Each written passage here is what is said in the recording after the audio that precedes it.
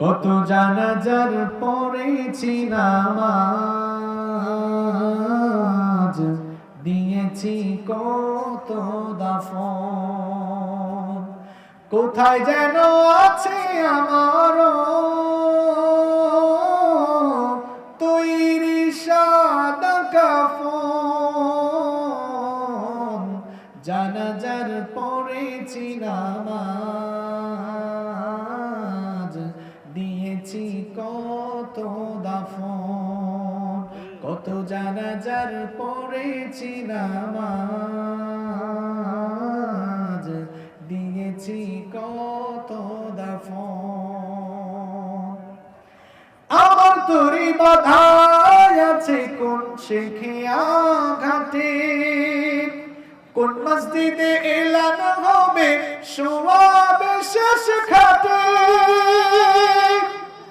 আমার তরি বাধায় আছে কোন শেখিয়া ঘাটে, কোন মসজিদে এলান হবে সোয়াবে শেষ খাটে। কখন কোথায় করবে দাফন আমাকে সজন, জানাজার পড়েছি নামাজ,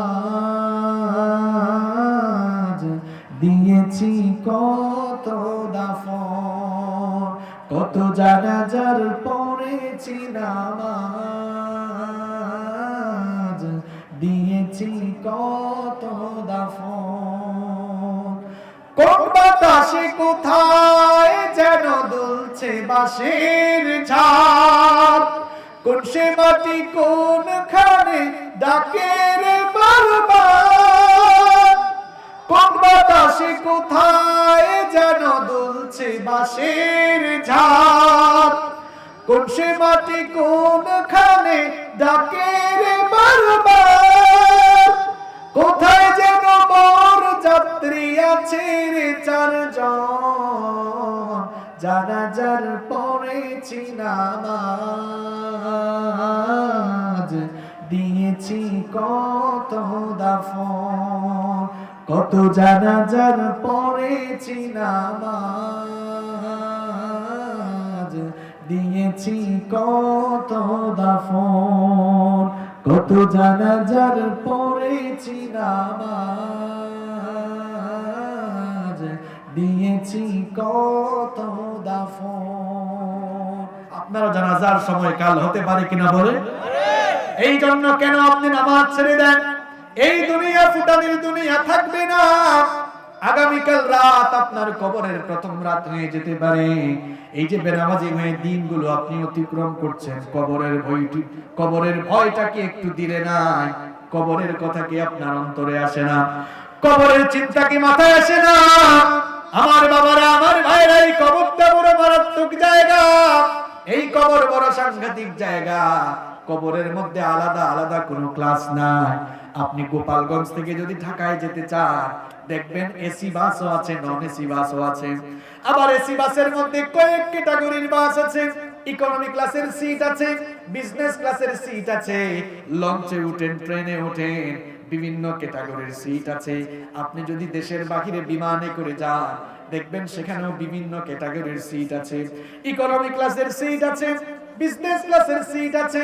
আবার আপনি যদি বিদেশে যান, এয়ারপোর্টের টার্মিনালে ঢোকেন, দেখবেন সাধারণ নাগরিকদের জন্য এক ধরনের টার্মিনাল, ভিআইপি সিআইপি দের জন্য আলাদা টার্মিনাল, আবার যারা ভিআইপি তাদের জন্য আলাদা টার্মিনাল। দুনিয়ায় বিভিন্ন জায়গায়, বিভিন্ন যানবাহনে, বিভিন্ন জায়গায় যেরকম ক্লাস আছে, বলেন তো দেখি কবরের মধ্যে কি আলাদা কোনো ক্লাস আছে নাকি? কোন কবরস্থানের ভেতরে কি এরকম আলাদা আলাদা করে আছে নাকি? যে এই জায়গায় বড় লোক, এই জায়গায় গরিব মানুষ, এইরকম আছে নাকি? বরং আপনারা দেখবেন যতই টাকাওয়ালা, যতই পয়সাওয়ালা হোক না কেন, যতই আপার লেভেলের মানুষই হোক না কেন, আর লোয়ার লেভেলের, লোয়ার ক্লাসের কেউ হোক না কেন, সকলের জন্যই কিন্তু 3.5 হাত জায়গা বরাদ্দ। সবাইকে ওই 3.5 হাত কবরেই যাওয়া লাগবে। আমরা অনেকে রাতের বেলা ঘুমানোর সময় বিছানা ঝাড়ু দিয়ে বিছানা পরিষ্কার করে খুব সুন্দর সুন্দর বিছানার চাদর বিছিয়ে নরম নরম বিছানায় ঘুমাই। কবরে কিন্তু নরম কোনো বিছানা নাই। কবর বড় সাংঘাতিক জায়গা, নরম কোনো বিছানা থাকবে না। ওখানের মধ্যে কবর হলো সাংঘাতিক জায়গা, কবরের মধ্যে মাটির বিছানা থাকবে, চতুর্দিকে পোকামাকড়। এই যে শীতের দিনে কবর খুললে ডানে বামে এবং নিচ থেকে শুধু পোকামাকড় উঠে, পোকামাকড় বের হয়। আবার যখন বর্ষাকালে কবর খনন করা হয়, সবাই বলেন তো কবরের নিচ থেকে কি উঠে? কত নরম নরম বিছানায় ঘুমিয়েছে। বর্ষাকালে মারা গেলে কিন্তু ওই পানির মধ্যেই মানুষ শোয়া রেখে চলে আসবে। আপনি যখন চলে যাবেন, যেই ছেলে মেয়েদের জন্য, যেই সন্তানদের জন্য এত কিছু করেছেন, তারাই তাড়াহুড়া করবে তাড়াতাড়ি জানাজা দেওয়ার জন্য, তাড়াতাড়ি ঘর থেকে বের করে দাফন দেওয়ার জন্য তাড়াহুড়া করবে। তারা যখন আপনাকে কবরে রেখে চলে আসবে, কবরটা হলো এমন জায়গা, মাটির তৈরি বিছানায় আপনাকে শোয়ায় আসবে। কবরে রাখার পর 24 ঘন্টা যেতে না যেতে এই পোকামাকড় গুলো আপনার নাকের ভিতর দিয়ে ঢুকে মলদার পায়খানার রাস্তা দিয়ে বের হয়ে যাবে। এমন অবস্থা আপনার শুরু হয়ে যাবে। মাঝে মাঝে মানুষ মারা গেলে কবরে নেমে লাশটা শোয়ায়েন, আল্লাহর ভয় হয়তো অন্তরে পয়দা হতে পারে। কবরটা এমনি বড় সংকীর্ণ জায়গা, মাত্র 3.5 হাত জায়গা, মাত্র 3.5 হাত জায়গা। এই কবরে শোয়ানোর পরে যখন উপরে বাঁশের ছাউনি দেওয়া হয়, এরপরে আস্তে আস্তে করে যখন মাটি দেওয়া হয়, কবরের অন্ধকার তখন বাড়তে থাকে নাকি কমতে থাকে? এত মারাত্মক জায়গায় যুবক ভাইরা ভালো করে শোনো, এই কবর হলো এমন জায়গা, কোনো বাতি নাই, সাথী নাই, কোনো আলো নাই। এই যে নামাজটা আমরা ছেড়ে দিচ্ছি কবরে যাওয়ার পরে, কবরে কিন্তু ভালো আচরণ করবে না।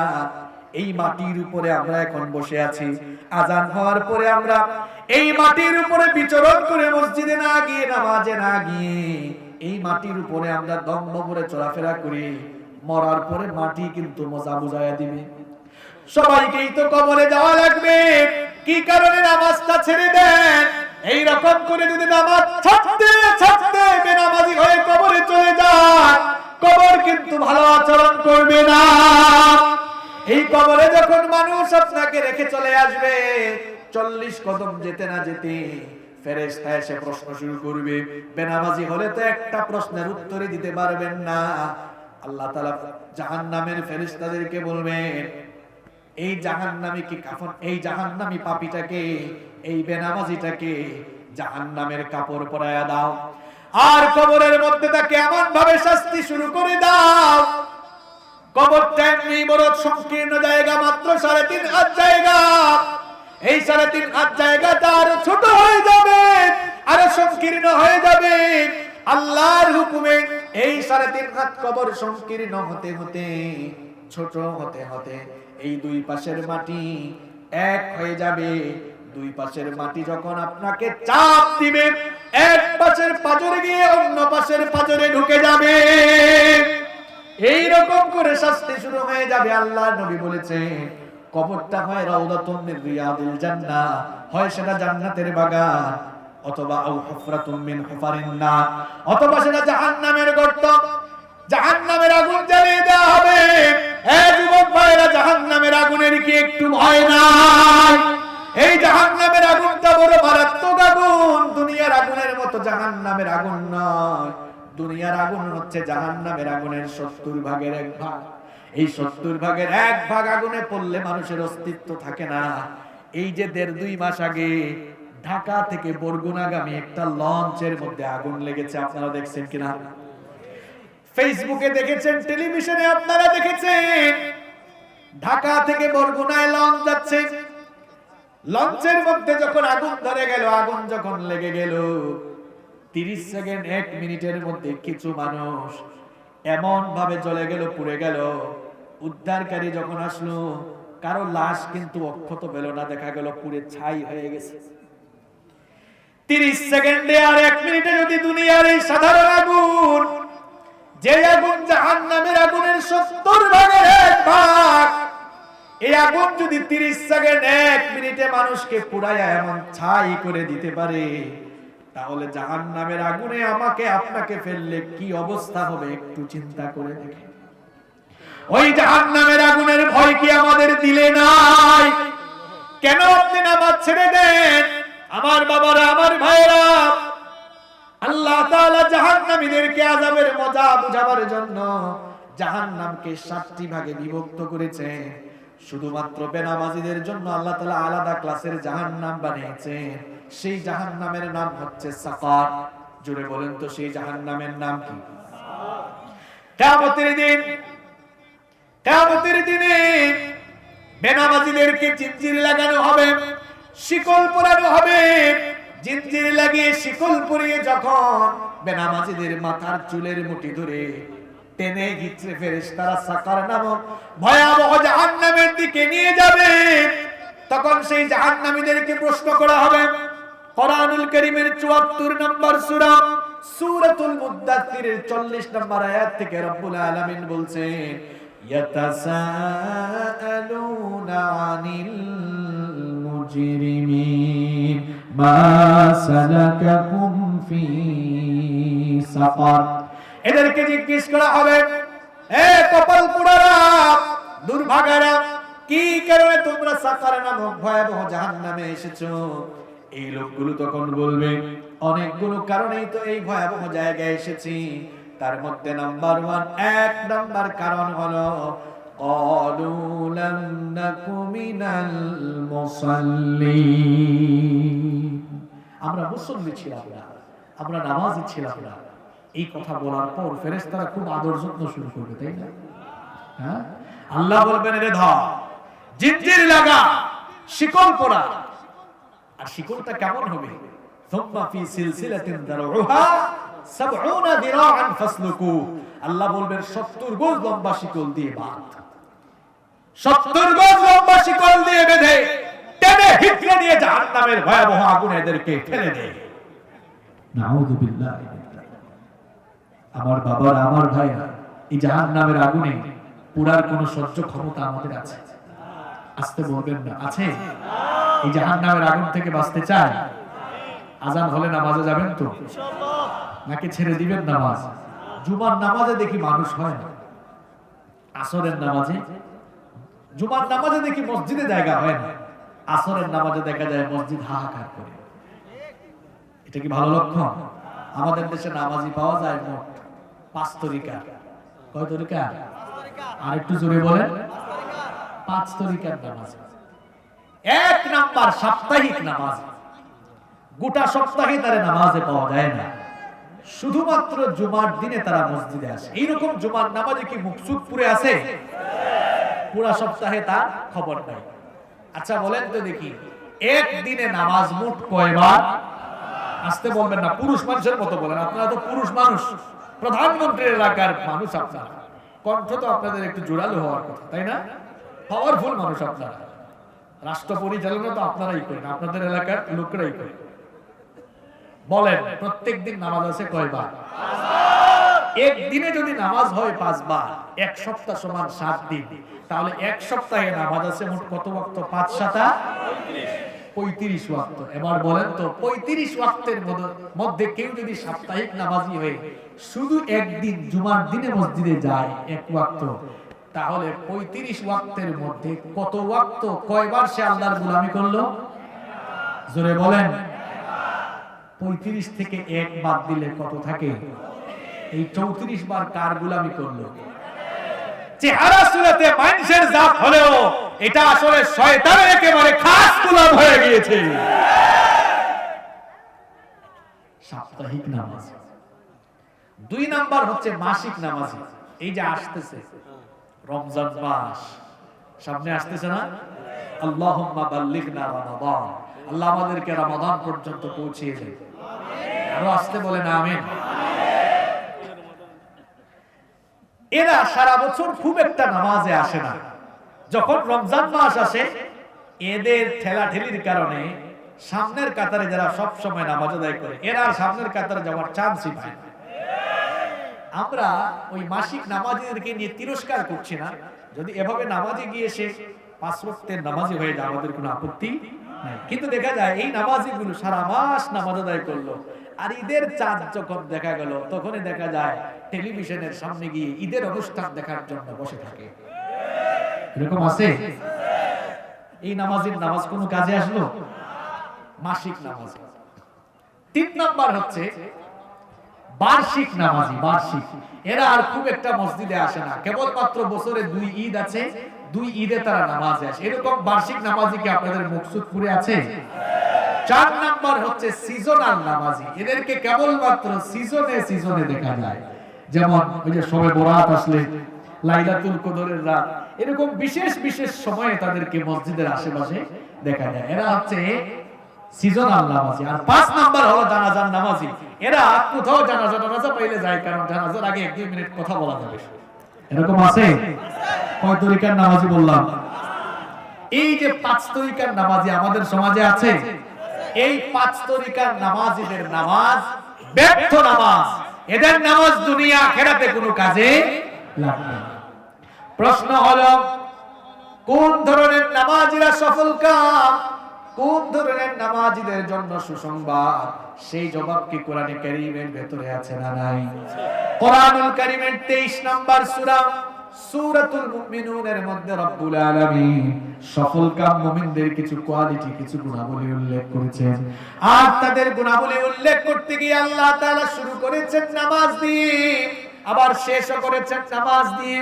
যেমন আল্লাহ তাআলা শুরু করছেন এভাবে, قد أفلح المؤمنون الذين هم في صلاتهم خاشعون. Successful indeed are the believers, those who humble themselves in their prayer. সফল কাম হয়েছে তারা নামাজে খুশু বিনয় অবলম্বন করেছে যারা। এখানে আল্লাহ তাআলা মুমিনদের গুণাবলী বর্ণনা করতে গিয়ে শুরু করেছেন নামাজের খুশু দিয়ে। এরপরে আরো কয়েকটি গুণাবলী ধারাবাহিকভাবে উল্লেখ করে শেষও করেছেন নামাজ দিয়ে। ওয়াল্লাযীনা হুম আলা সালাওয়াতিহিম ইউহাফিজুন।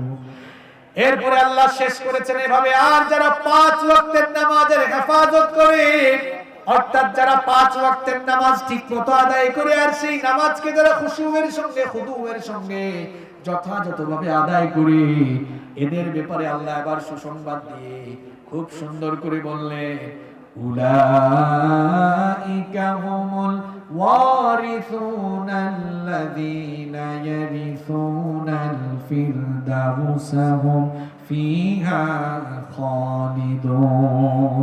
আল্লাহ তাআলা বলছেন, সেই 5 ওয়াক্তের খুশুয়ের সঙ্গে 5 ওয়াক্তের নামাজ আদায়কারী লোকদের জন্য, মুমিনদের জন্য জান্নাতুল ফিরদাউসের সুসংবাদ। যেই জান্নাতটা হচ্ছে 1 নম্বরের জান্নাত। বাবা মারা যাওয়ার পর বাবার সন্তানরা যেমন সেই বাবার সম্পদের ওয়ারিস অটোমেটিক্যালি হয়ে যায়, ঠিক তেমনি ভাবে 5 ওয়াক্তের নামাজি বান্দারা যখন দুনিয়া থেকে চলে যায়, তারাও ঠিক তেমনি ভাবে অটোমেটিক্যালি আল্লাহর জান্নাতুল ফিরদাউসের ওয়ারিস হয়ে যায়। পড়লে নামাজ, রাখলে রোজা, আল্লাহ রাসূল পাবে সোজা, হালকা হবে পাপের বোঝা, করলে ইবাদত পাবে তুমি রোজ হাসরে প্রতিদানে জান্নাত, প্রতিদানে জান্নাত, প্রতিদানে জান্নাত। আল্লাহু আকবার। Salat is the key of success. Salat is the key of paradise. নামাজ হচ্ছে সফলতার চাবি, নামাজ হচ্ছে জান্নাতের চাবি। যে ঈমান আপনাকে আযান হয়ে মসজিদে নিতে পারে না, এই দুর্বল ঈমান আপনাকে জান্নাতেও নিতে পারবে না। এ কেমন ঈমান আপনার? আপনার ঈমান তো আপনাকে নামাজই দিতে পারে না। এজন্য নামাজ 5 ওয়াক্তের নামাজ ঠিক করুন আগে। অনেকে কয়, হুজুর নামাজ আদায় না করলে কি হবে? আমার ঈমান তো ঠিক আছে। এটা মারাত্মক কায়দার শয়তানি কথা। এক লোক দাঁত ব্রাশ করে না, সে কয় আমার মুখ খুব পরিষ্কার। এটা যৌক্তিক না অযৌক্তিক কথা? দাঁত ব্রাশ না করে মুখ পরিষ্কার দাবি করা যেমন অযৌক্তিক, ঠিক তেমনি 5 ওয়াক্ত নামাজ ছেড়ে দিয়ে নিজেকে খাঁটি ইমানদার দাবি করা সম্পূর্ণ অযৌক্তিক কথা। একজন মুসলমান কখনো সত্যিকারের মুসলমান বলে নামাজ ছাড়তে পারে? একজন মুসলমান কখনোই নামাজ ছাড়তে পারে না, কারণ নামাজ হচ্ছে এমন একটি ইবাদত, কিয়ামতের দিন রব্বুল আলামিন সর্বপ্রথম বান্দাদের কাছ থেকে এই নামাজের ব্যাপারে হিসাব চাইবে। আমার বাবারা, আমার ভাইরা, এখন যে দুনিয়াতে আমরা বসবাস করছি, এই দুনিয়ায় কি আমরা চিরকাল থাকবো নাকি? কেউ আমরা দুনিয়ায় চিরকাল থাকবো না। আমাদের পূর্বপুরুষ যারা ছিলেন কেউ দুনিয়ায় থাকতে পারেন না, আমরাও কিন্তু দুনিয়ায় কেউ থাকবো না। এখন 2022 সাল, দুনিয়াতে 1922 সাল কিন্তু চলে গিয়েছে। 1922 সালে যারা দুনিয়াতে ছিল, 100 বছরের ব্যবধানে আজ 2022 সাল, কেউ কি দুনিয়ায় আছে নাকি? কিয়ামত যদি না হয়, কিয়ামত যদি না হয়, তাহলে দুনিয়ায় হয়তো 2122 সাল, 2122 সালে আসবে। এই প্যান্ডেলের নিচে বসে 2022 সালে আমরা যারা আলোচনা শুনতেছি, চক্ষু বন্ধ করে চিন্তা করে দেখো, 2122 সালে আমরা কেউ কিন্তু দুনিয়ায় নাই, থাকবো নাকি? কেউ আমরা দুনিয়াতে থাকবো না, সবাই আমরা এই দুনিয়া ছেড়ে চলে যাব। মৃত্যুর সঙ্গে আমাদের সকলকেই মুলাকাত করা লাগবে, মৃত্যুর সাথে আমাদের সকলকে সাক্ষাৎ করা লাগবে। এই মৌতের স্বাদ আমাদের সকলকে আস্বাদন করা লাগবে। মৌতের মাধ্যমে আমরা দুনিয়া থেকে চলে যাব, বারজাখী জীবনে আমরা প্রবেশ করব। এরপরে যখন আল্লাহ তাআলার আদেশে যখন সাইয়েদনা ইসরাফিল আলাইহিস সালাম সিংহায় ফুৎকার দিবে, তার সিংহার ফুৎকারে এই মহাবিশ্বের সবকিছু লন্ডভন্ড চূর্ণ বিচূর্ণ মেসাকার হয়ে গিয়ে কিয়ামতের ঘটনা ঘটবে। কিয়ামতের ঘটনা যখন ঘটে যাবে, তখন আল্লাহর হুকুমে কবর থেকে মানুষগুলো উঠে উঠে হাসরের মাঠে গিয়ে জড়ো হবে। হাসরের মাঠে আমরা কিয়ামতের দিন সবাই দাঁড়াবো, সবাই আমরা জড়ো হবে। এ ব্যাপারে কি কোনো সন্দেহ আছে নাকি বলেন? কোনো সন্দেহ নাই। সবাই আমরা সেদিন আল্লাহর সামনে দাঁড়াবো, আল্লাহ তাআলা বিচার শুরু করবে। আমার বাবারা, আমার কলিজার টুকরা যুবক ভাইরা, কি করে আপনারা নামাজ ছেড়ে দেন? হাসরের মাঠে যখন আমরা সবাই দাঁড়াবো, আল্লাহ তাআলা যখন আমাদের কাছ থেকে বিচার শুরু করবে, আল্লাহ তাআলা বিচারটা শুরু করবেন যেই ইবাদতের ব্যাপারে প্রশ্ন করে, সেই ইবাদতের নামটা হচ্ছে সালাত। কিভাবে আপনারা নামাজ ছেড়ে দেন আমার বুঝে আসে না। বুখারী, মুসলিম, তিরমিজি এবং নাসাঈর ভিতরে এই হাদিসটি বর্ণিত হয়েছে। সাইয়্যিদুল মুহাদ্দিসিন আবু হুরায়রা রাদিয়াল্লাহু আনহু হাদিসটি বর্ণনা করেছেন। তিনি বলেছেন, আমি নবী করিম সাল্লাল্লাহু আলাইহি ওয়াসাল্লামকে বলতে শুনেছি, ইন্না আউওয়ালা মা ইউহাসাবু বিহিল আবদু ইয়াউমাল কিয়ামাতি মিন আমালিহি সালাতি। নবীজি বলেছেন, কিয়ামতের দিন আল্লাহ তাআলা বান্দার কাছ থেকে সর্বপ্রথম যেই ব্যাপারে আল্লাহ বান্দাকে জিজ্ঞেস করবেন, সবার আগে আল্লাহ তাআলা বান্দার কাছ থেকে যে ব্যাপারে হিসাব চাইবে, সেটা হচ্ছে বান্দারে নামাজ ঠিকমতো আদায় করেছিস কিনা। প্রথম প্রশ্নটাই হবে নামাজের ব্যাপারে। এখন প্রথম প্রশ্নেই যদি আপনি আটকে যান, প্রথম প্রশ্নের উত্তর দিতে গিয়ে যদি আপনি ধরা খেয়ে যান, আপনারাই বলুন তো দেখি পরবর্তী লেভেলটা সহজ হবে নাকি কঠিন হবে? এই জন্য নবীজি বলেছেন, ফাইন সালাহাত ফাকাদ আফলাহা ওয়া আনজা। এই নামাজের হিসাবটা যা ঠিকঠাক হবে, ওই লোকটা সফল হয়ে আল্লাহর জান্নাতে ঢুকে যাবে। ওয়া ইন ফাসাদাত ফাকাদ খাবা ওয়া খাসির। আর এই নামাজের হিসেবে যার গন্ডগোল থাকবে, ক্ষতিগ্রস্ত হয়ে আল্লাহর জাহান্নামে তারা দাখিল হয়ে যাবে। এই জন্য কখনো নামাজ ছেড়ে দিবেন না আমার বাবারা, আমার ভাইয়েরা। 5 ওয়াক্তের নামাজ ছেড়ে দেয় তারা, কিয়ামতের দিন সবচাইতে বেইজ্জত হবে তারা। হাসরের মাঠে কিয়ামতের দিনে বেনামাজিগুলো কেমন অবস্থার সম্মুখীন হবে, কি মারাত্মক অসম্মান আর বেইজ্জতির শিকার তারা হবে। এবার আল্লাহর কোরআন থেকে আপনারা শুনুন।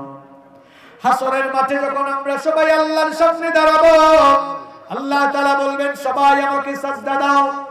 আল্লাহর অর্ডার শুনে দুনিয়ায় যারা নামাজি ছিল সঙ্গে সঙ্গে তারা মাথাটা নত করে দিয়ে আল্লাহর কুদরতি চরণে সাজদায় মাথা নত করে দিবে।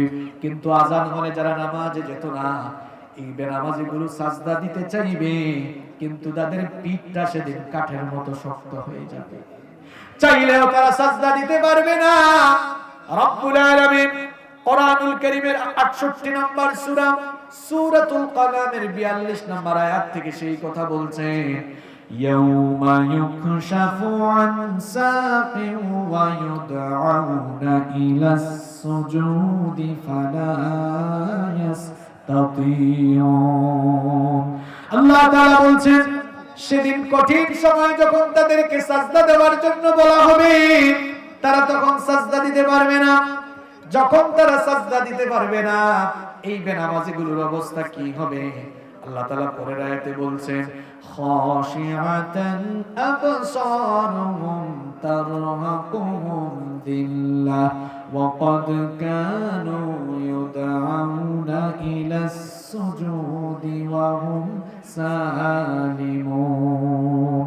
আল্লাহ তাআলা বলছেন, যখন তারা সাজদা দিতে পারবে না, তখন লজ্জায় অপমানে তাদের দৃষ্টি নত হয়ে যাবে, তাদের চেহারায় কলঙ্কের কালেমা লেপন হয়ে যাবে। এর কারণ সম্পর্কে আল্লাহ তাআলা বলছেন, ওয়াকাদ কানু ইউদআউনা ইলাস সুজুদি ওয়া হুম সালিমুন। এর কারণ হচ্ছে, যখন এদেরকে দুনিয়ায় নামাজে আসার জন্য বলা হতো, এরা নামাজে আসতো না। এজন্য এই বেনামাজিগুলোর পেট কিয়ামতের দিন কাঠের মতো শক্ত হয়ে যাবে। নাউযুবিল্লাহি। আমার বাবারা, আমার ভাইয়েরা, এরপরেও কি আপনারা আজান হয়ে গেলে নামাজ ছেড়ে দিবেন? নামাজ যারা ছেড়ে দেয়, কেন ছেড়ে দেয় আমার বুঝে আসে না। আল্লাহর জাহান্নামের ভয়টা কি একটু দিলের ভেতরে নাই? কি করে নামাজ ছেড়ে দেয়? এই ফুটানির দুনিয়াতে আপনি কয়দিন থাকবেন? আপনার পূর্বপুরুষ যারা কেউ দুনিয়াতে থাকে না, আমার যুবকগুলোকে যখন বলি, যুবকরা নামাজে আসো, আমার কলিজার টুকরা যুবক ভাইগুলো শয়তানের ফাঁদে এমন ভাবে পড়েছে, তারা কই হুজুর এখনো কলেজে পড়ি, বিশ্ববিদ্যালয়ে পড়ি, এখনো বয়স 20, 22, 25 বছর, এই ইয়াং বয়সে আমরা কেন নামাজে আসবো? আমরা একটু বুড়া হয়ে যাই, চুল দাড়ি পাকুক, এরপরে আমরা নামাজে আসবো। এইরকম কথা অনেক যুবক বলে আছে না নাই? আমার যুবক ভাইদেরকে বলি, তুমি যে বুড়া হবা এই গ্যারান্টি তোমাকে কে দিল? তুমি কি দেখো না তোমার মতো কত যুবক রাস্তাঘাটে অ্যাক্সিডেন্ট করে মারা যায়? কত যুবক রাতের বেলা ঘরে ঘুমায়, সকাল বেলা তার লাশ বের হয়, এরকম আছে না নাই? তুমি বুড়া হবা, চুল দাড়ি পাকবে, এটা হলো শয়তানের ধোঁকা। কারণ তোমার জেনে রাখা দরকার, দুনিয়াতে আসার জন্য সিরিয়াল আছে, কিন্তু দুনিয়া থেকে যাওয়ার জন্য কোনো সিরিয়াল নাই। এই দুনিয়ায় আসার বেলায় খুব চমৎকার সিরিয়াল মেইনটেইন হয়, কিন্তু দুনিয়া থেকে যাওয়ার সময় কোনো সিরিয়াল মেইনটেইন হয় না। দুনিয়াতে আসার সময় দেখা যায় প্রথমে আসে দাদা, এরপরে বাবা, তারপরে ছেলে, এরপরে দেখা যায় দাদার ঘরে নাতি হয়। এইরকম দুনিয়াতে আসার চমৎকার সিরিয়াল আছে, কিন্তু দুনিয়া থেকে যাওয়ার কোনো সিরিয়াল নাই। মাঝে মাঝে এমন কোন দৃশ্য সমাজে দেখা যায়, ছেলের লাশ বাবা কবরে নামায়, অথবা নাতির লাশ দাদা কবরে নামায়। আছে না নাই? এই জাজ মাগরিবের নামাজ শেষ করে আমরা এখানে ওয়াজ শুনতেছি, আমার বাবারা, আমার ভাইয়েরা, এমনও হয়ে যেতে পারে আগামীকাল বাদ মাগরিব আমার জানাজার নামাজ হয়ে যেতে পারে। আগামীকাল হয়তো বাদ মাগরিব জানাজা হওয়া দূরের কথা, আগামীকাল সকালে আপনার জানাজার নামাজ হতে পারে। আগামীকাল রাত আপনার কবরে প্রথম রাত হয়ে যেতে পারে কিনা বলেন? কত মানুষের জানাজায় আপনি গিয়েছেন, হয়তোবা আগামীকাল মানুষ আপনার জানাজায় এসে শামিল হতে পারে। কত জানাজার পড়েছি নামাজ, দিয়েছি কত দাফন। কালকে আপনার জানাজা হতে পারে না? পারে কিনা বলেন? কত জানাজার পড়েছি নামাজ, দিয়েছি কত দাফন। কোথায় যেন আছে আমার তৈরি সাদা কাফন, জানাজার পড়েছি নামাজ, দিয়েছি কত দাফন, কত জানাজার পড়েছি নামাজ, দিয়েছি কত দাফন। আমার তরি বাধায় আছে কোন শেখে আঘাতে, কোন মসজিদে এলান হবে সোয়াবে শেষ খাটে। আমার তরি বাধায় আছে কোন শেখে আঘাতে, কোন মসজিদে এলান হবে সোয়াবে শেষ খাটে। কখন কোথায় করবে দাফন আমাকে সজন, জানাজার পড়েছি নামাজ, দিয়েছি কত দাফন, কত জানাজার পড়েছি নামাজ, দিয়েছি কত দাফন।